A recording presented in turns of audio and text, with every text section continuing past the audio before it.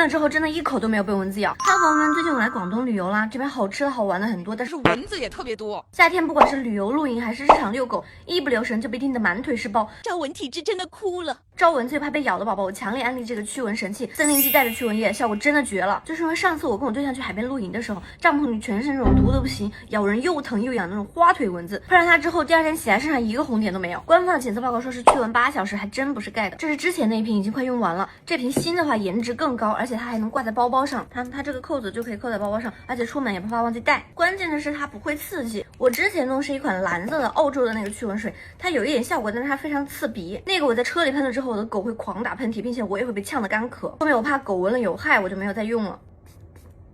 这个的话喷了，闻着就是有一点淡淡的清香，一点都不刺鼻，而且摸起来也是那种干干爽爽的，不会很油，没有油光的。这种小瓶的我单手就能喷，也不用开盖子，超级方便。森林地带这个驱蚊液真是招蚊新人的救星，关键是喷完1天下来也没有不舒服，不会泛红。像我对象它是一个敏敏肌，用起来也没有什么负担。夏天不管是旅游露营还是日常遛弯，都能帮你远离蚊子的骚扰，再也不怕被叮得满身是包。夏天招蚊子的宝宝真的可以试一试。